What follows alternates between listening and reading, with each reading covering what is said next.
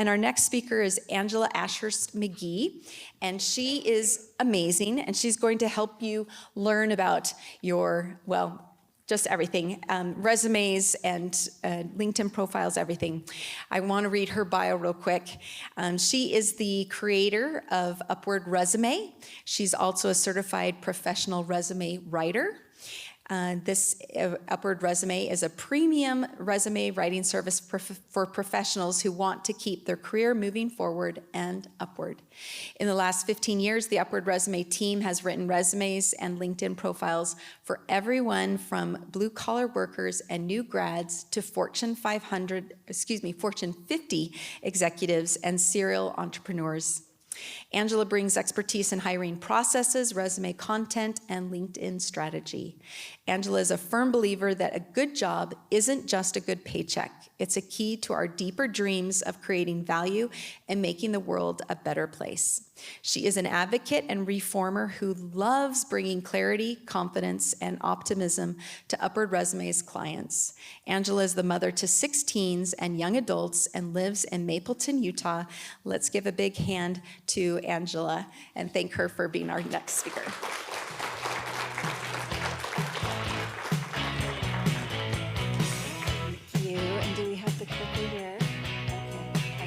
Hello, I am so excited to be here with you.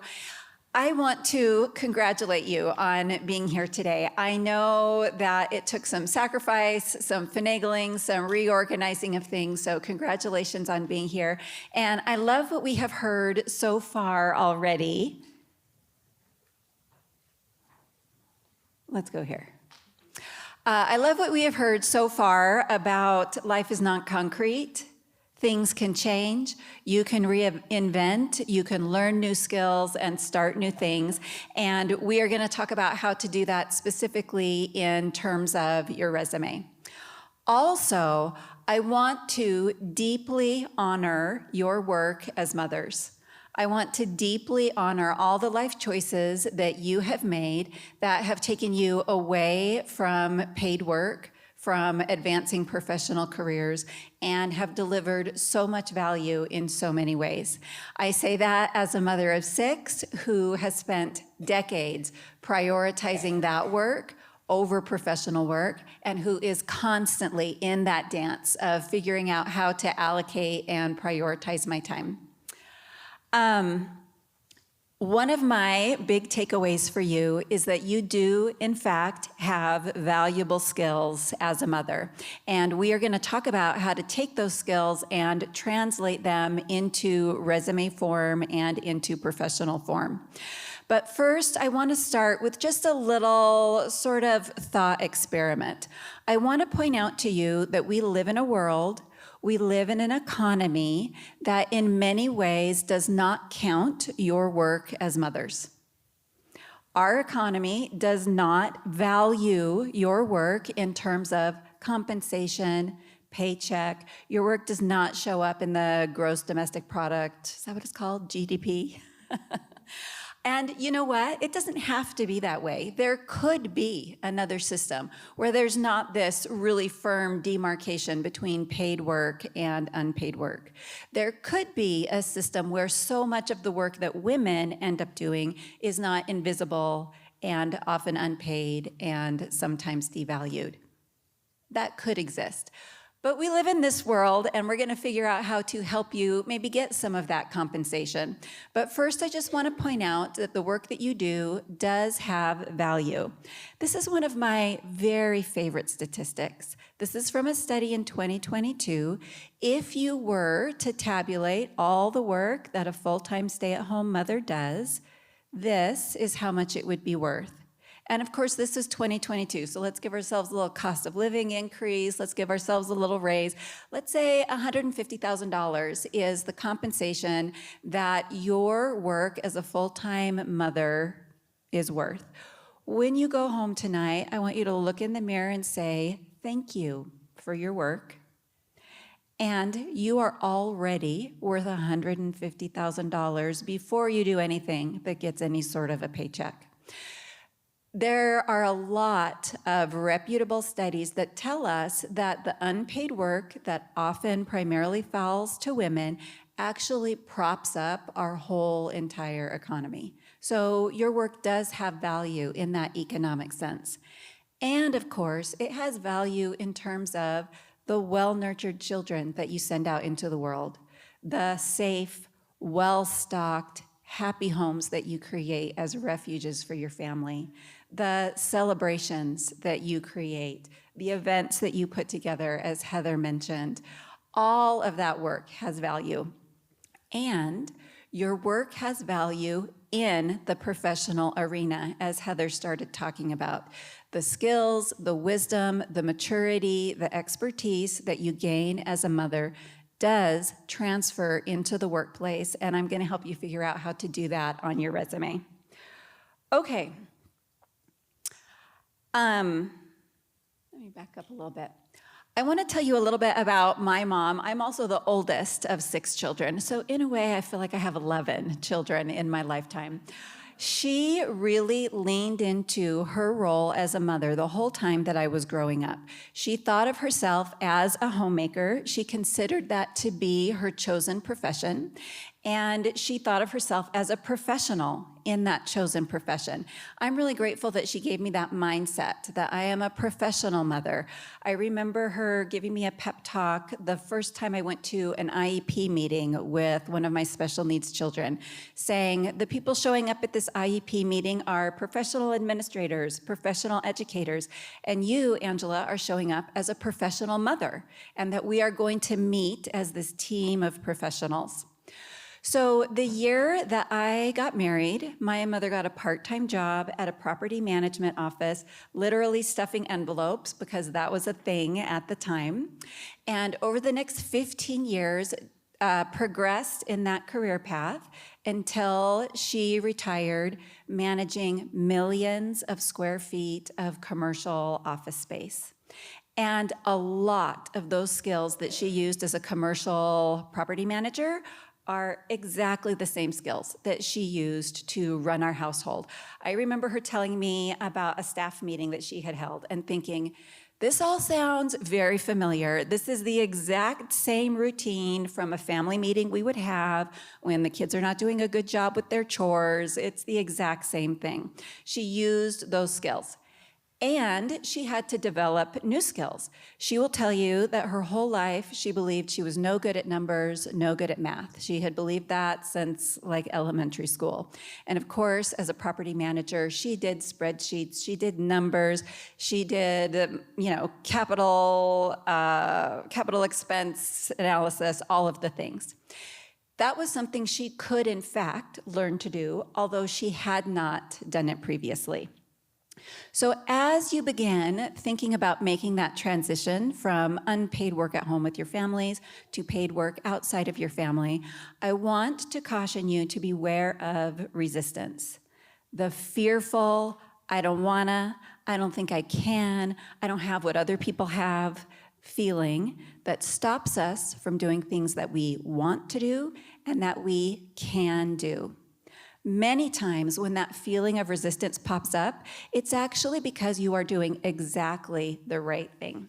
You are doing what you want to do next. It's new, it's unfamiliar, it's overwhelming, and those feelings of imposter syndrome are just feelings, and they are normal.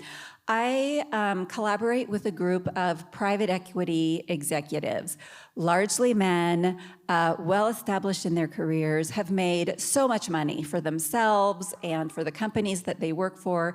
They are responsible for so many of the products in your homes and brands that you know, and they are absolutely riddled with imposter syndrome. When they are switching from one role to the next, they're like, oh my gosh, I'm never gonna be able to land a new job, although all of this evidence to the contrary, they've done so many times successfully. Resistance is just a feeling. It's a natural feeling. When you have that feeling, you realize, okay, I need some encouragement, I need some knowledge, I need some training, and then I'm going to push right through that resistance. Turning your work as a professional mother into resume form is just a matter of translation. It's not that you don't have the skills, it's that they need to be translated into a new form. So let's get really specific about how you are going to do that.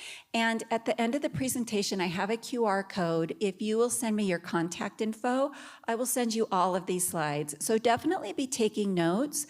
I would love for you to start brainstorming your resume content, but don't stress out. I will send you all of these slides so you'll have this info.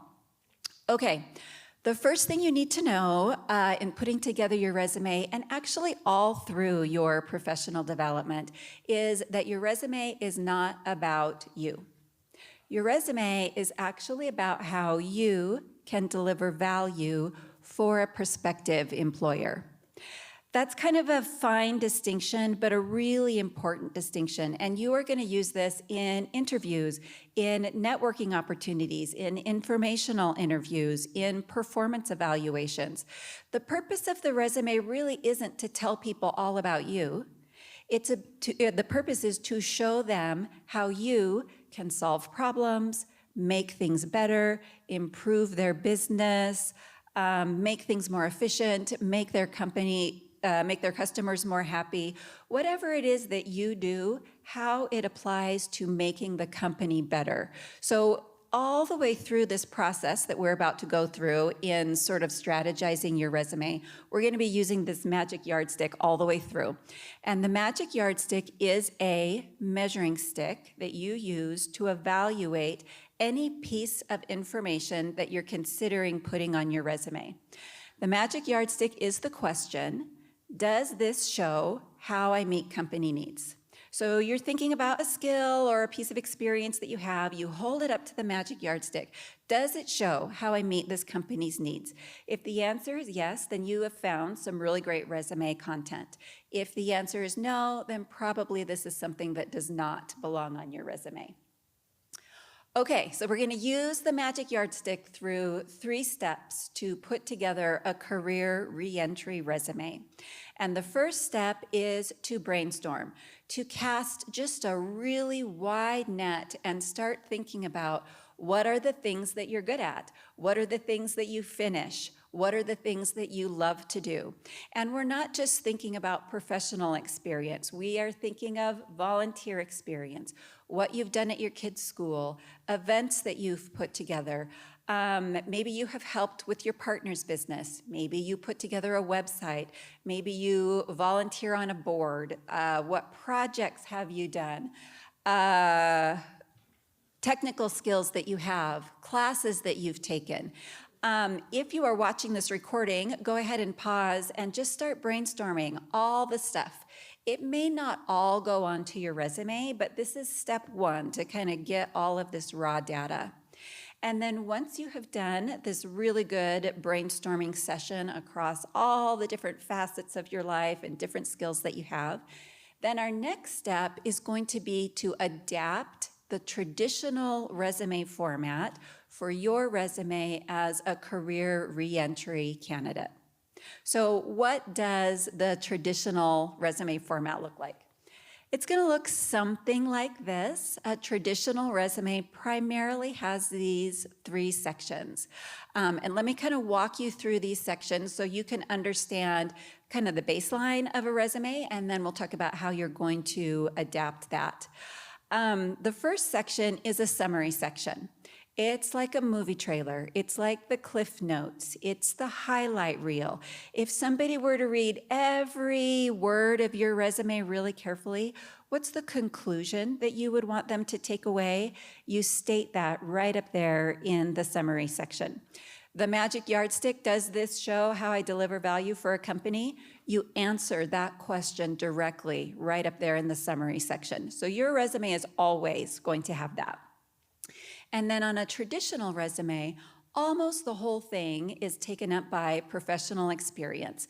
An unbroken progression of full-time jobs, each one a little bit better than the last, bullet points describing each one, reverse chronological format, oldest or newest ones first, oldest ones last. That's the traditional. And then finally, the education section. It might include some professional development, some certifications, but usually it's very, very brief, like in this case, just one line. Okay, so you are going to adapt this format, but we're going to still use this basic format. Sometimes people will go download some fancy resume designs from Etsy. They look really, really beautiful, but you actually want to stick with this, and I'll tell you a couple reasons why.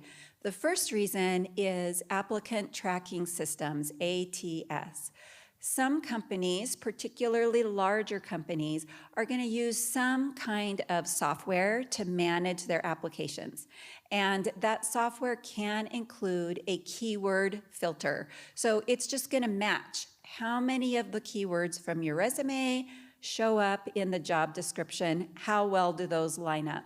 So if you have a fancy, beautiful resume with text boxes and graphics and columns, that applicant tracking system is not going to be able to read what's on your resume, and that could lead to you getting rejected right away. So that's one reason. But the other reason is that recruiters and hiring managers consistently say that they prefer this basic format. It is an efficiency measure for them. It lets them find key pieces of information exactly where they expect to find them on the page. Your resume is not a graphic design showcase unless you are, in fact, applying for graphic design jobs. Otherwise, it is a workhorse document presenting data. Imagine this hiring manager at 3 o'clock on Friday afternoon. They've been looking at resumes all day long. You just want to make it so easy for them to quickly scan and find the information that they need. So although you may not have 20 years of unbroken work history, you are still going to use this general format to organize your resume. Okay, here are some of the differences though. For most established professionals, they're going to need 2 pages. For you, if your work history is limited, it may be that 1 page does the job. You want to include on your resume everything that shows how you can deliver value, and you don't want to include anything that does not. So you may be able to get things taken care of in 1 page. You are going to organize the information on your resume in order of priority and relevance. So if the most relevant experience that you have is some courses that you've been taking in your chosen field, that might go up at the top, right under the summary section. And you might include names of courses, other details about that work experience to show how you meet an employer's needs.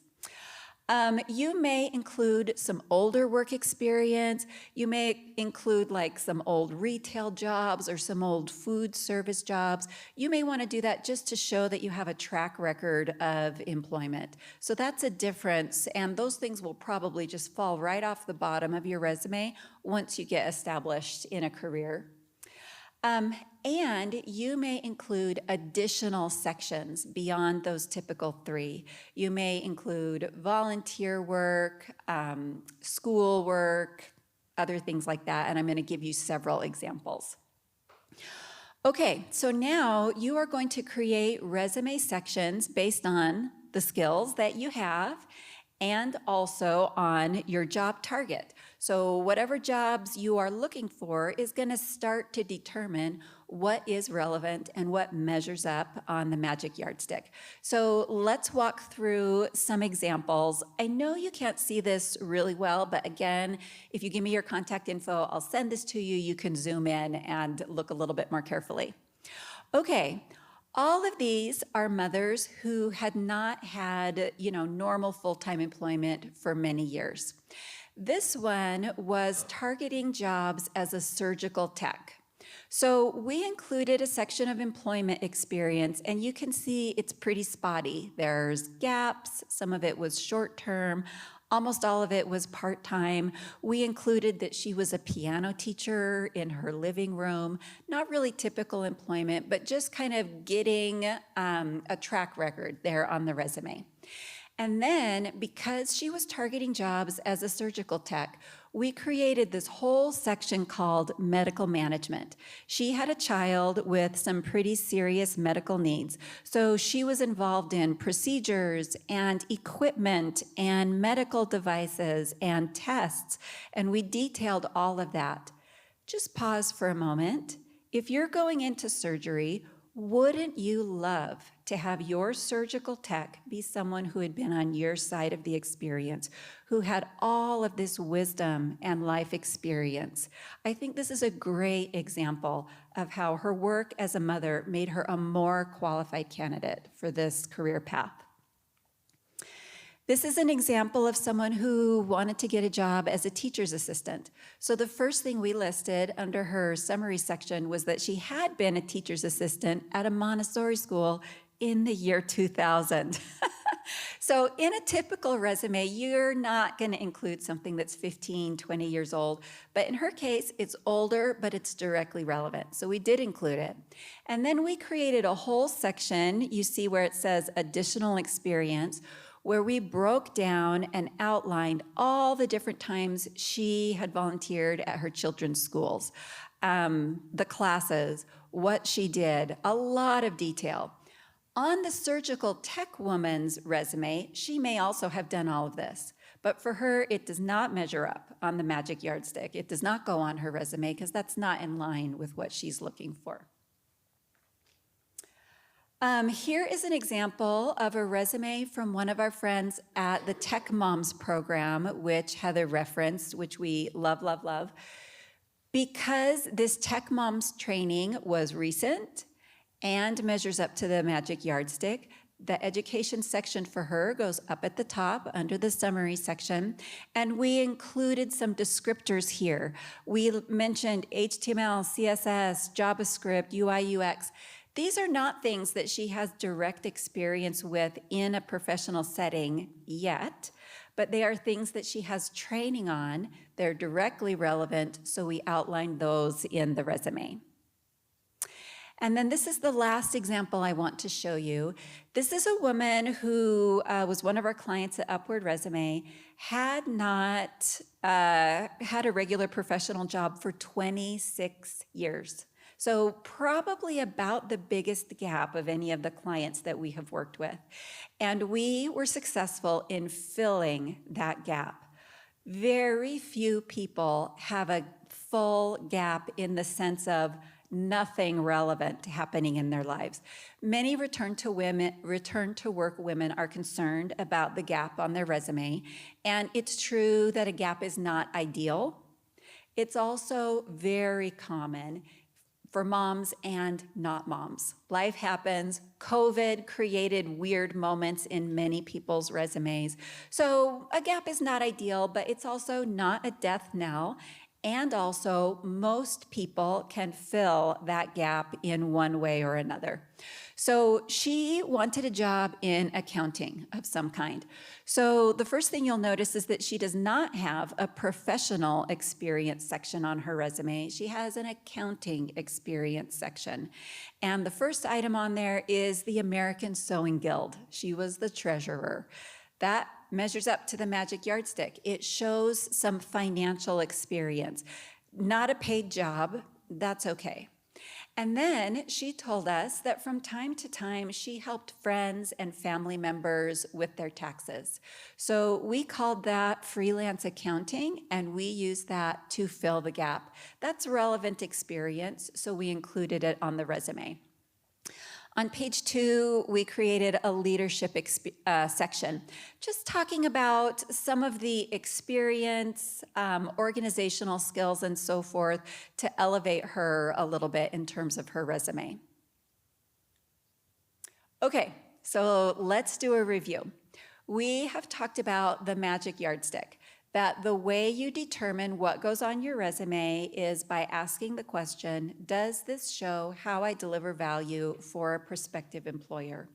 Once you brainstorm all the things that you've been doing in your life, Once you have at least a general idea of which way you're going in your career, it doesn't have to be a super specific idea, but you probably are tending towards some things and totally uninterested in others, then you use the Magic Yardstick to start pulling items out of that brainstorm and organizing them into sections that are going to make sense for your resume to kind of showcase all of that experience. You are going to use the traditional resume format, but you're going to adapt it, adding sections, organizing things in order based on priority and relevance. You are going to fill the gap. There are a lot of things that you've been doing, and probably there are ways to showcase that in your resume. And finally, you are going to be watching out for resistance at all phases of the process. Even established professionals who come to us at Upward Resume, even people who write marketing copy for a living, for some reason, writing a resume just really can be paralyzing. Nobody wants to do it except me. I totally do.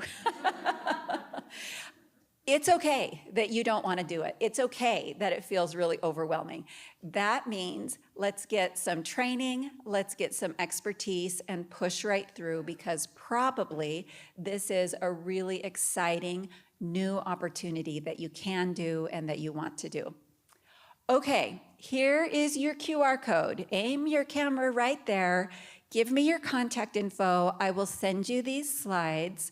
I will also send you info. This was a kind of quick abbreviated version of a few courses, online courses that I have put together about the Magic Yardstick, about the anatomy of a good resume, and specifically about return to work resumes. So if you give me your contact info, I will make sure that you know as soon as I get those launched, which hopefully will be very, very soon.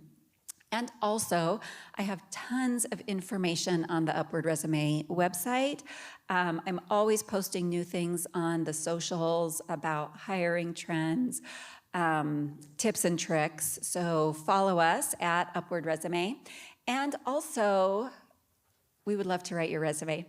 My team at Upward Resume is primarily women who are balancing their sort of freelance work with their family obligations. So we have a real soft spot in our hearts for return to work women and would love to work with you on your resume. Okay, we actually do have a little time. Should we do a few minutes of questions? Do you want to just have people raise their hand or? Okay, all right, questions, resume questions, career questions, job market questions, yes?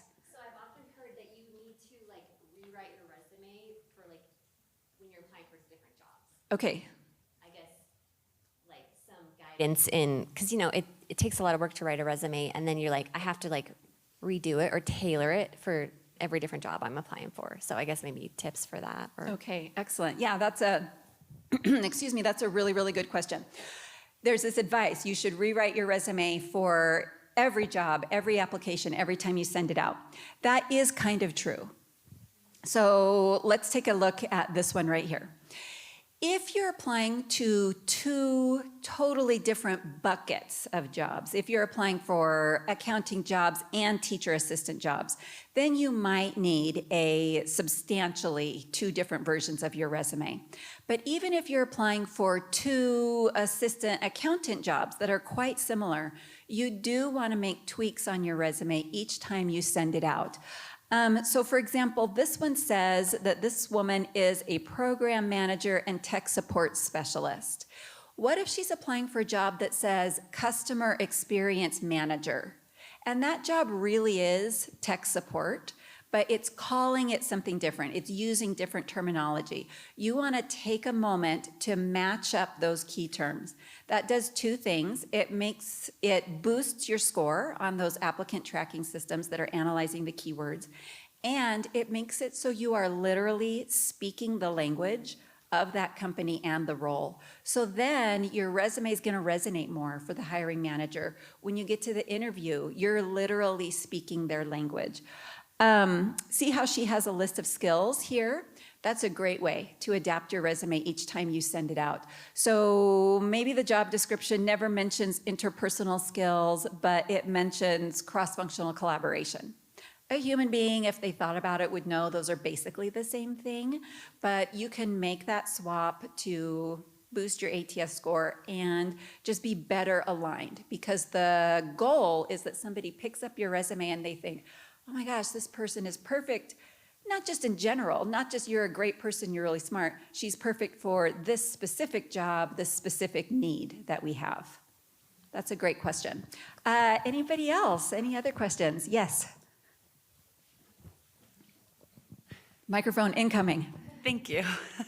So I do have some experience with this, but I want to know your thoughts on it. So I re-entered the workforce about a year and a half ago, and I was a stay-at-home mom for 16 years, and I kind of couldn't bear leaving that off of my resume. So I did kind of what you're saying, where I kind of translated it into something that was talking about work skills, but I think I forget what I did on that first resume. I think I called it a full-time domestic manager or something like that. And I actually got 2 jobs in a row where I had that on my resume. It was the most recent thing. It was very professional, but it was clear that it was probably was a previous stay-at-home mom. And both of the hiring managers, I lucked out because they were both working mothers. They both commented that they loved it. And I think it was a huge part of helping me get those jobs. They weren't big companies. And like I said, the hiring managers were women who had children. So I think that spoke to them. But what are your thoughts on doing that in general? Like, I had a 16, 17-year gap, and I was like, I just can't stand to call that a gap, because I've been working, and I didn't really volunteer. I've never been a PTA mom. I had church callings, but I never really felt like I was really, really in it. So what are your thoughts on putting a section like that of, I have had 17 solid years, or whatever it might be, of work, and I just can't stand to leave that off? Yes. Yeah. That's a great question.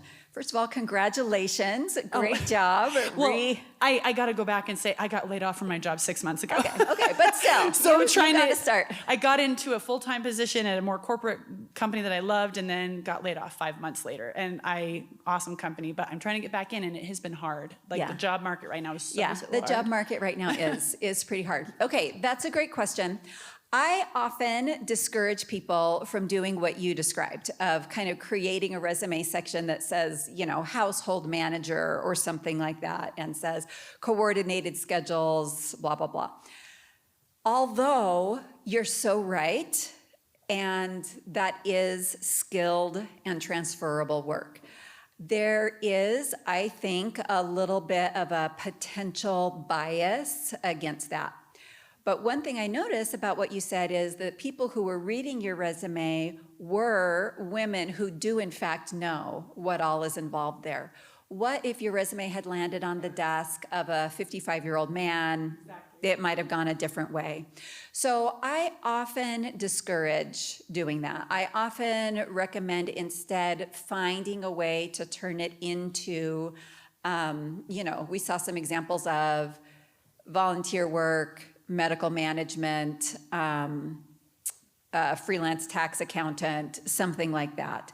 But that's really interesting feedback for me. And I think if it's a small company run by someone like me, that is probably going to land a little different. So that's interesting. So you have to tailor it. Yep. And that's kind of what I've been doing. I mean, I've been applying solid for 6 months. Yes. I'm so tired of rewriting my resume. I know. I'm so tired of it. Yeah, I know. It's no fun. One more question. One more question. Okay. This isn't a question, this is a comment off of what you're saying. I don't fit the attendee demographic. I want to be very transparent. I'm not a parent. I've never been a parent. I'm a fur baby mommy. And I've never been married. It's just not the way it went for me. So I'm really here to support everyone who is coming into the marketplace, because number one, I think it's really important that you know that women who have always been in the workplace will be your biggest ally to get in. So the second point is I work for a Fortune 100 company, and I work with a lot of Fortune 100, 50, and 5 companies. That's all I'll say. Most of these companies have very big initiative now about getting women into the workplace. We hear about it all the time. The company that I work for, they just won a ginormous award in New York City earlier this week. So to your point, for the 55-year-old man, that should go a very long way. And I'm happy to offer a lot of perspective on that, but there are a couple of industry committees that I sit on, and everything now is about women in the workplace and reemerging in the workplace and the sandwich generation of being mommies and caring for aging parents. So I think that there is a trend that's moving, and I think you have to do a little bit of research on the company that you're applying for to find out how active they are in their community. But if you go to their website and see what their stance is on women in the workplace, that might give you some information if you need to modify your resume. Thank you. Yeah, that's so smart. Let's talk about what would be some of those search terms. Women returning to work, returnship, what else? Win it. W-I-N-N-I-T. This is new to me. That's like a big thing I'm hearing now is win it. Okay. I'll even go so far as to say is the travel industry, everyone is aging out, and there's a lot. The corporate travel agency is aging out, and they're looking for women. I was Okay. literally on a call about this last week. Okay. And those are work from home opportunities. Women in the workplace, the Association for Professional Women, WOW. Yeah. Those are all the things. But if you go to, say Lululemon, everyone's heard of Lululemon leggings. I don't know whether you wear them or not. If you go down to their website, the bottom of their website, About Us, it should give some information about initiatives that they have within their community regarding how they give back to women, children, shelters, food banks, et cetera, et cetera. That will give you an idea of how welcoming they will be to someone who's had the opportunity, and that's how I see it as a hiring manager. Someone's had the opportunity and the good fortune to dedicate some of their life to the most important and most underappreciated work in the entire world. Yeah, thank you, thank you. Our time is wrapping up, but I will just also add so number one, great way to research a target company, find out what programs they have in that area, and if you can kind of capitalize on that and leverage that. Also, this would be a great opportunity once you have submitted an application, sleuth around on LinkedIn, see if you can identify who are the HR leaders, who's likely to be the hiring manager, and send them a message, which is kind of a form of a cover letter where you explain, my skills are XYZ, this is what I can offer you, and I'm coming to you as a return to work mother, kind of playing both sides, what I can offer, and part of what I can offer is rounding out your diversity. So thank you so much. Please keep in touch. I would love to hear more questions. Email me, message me, find me on social or whatever. And happy job hunting.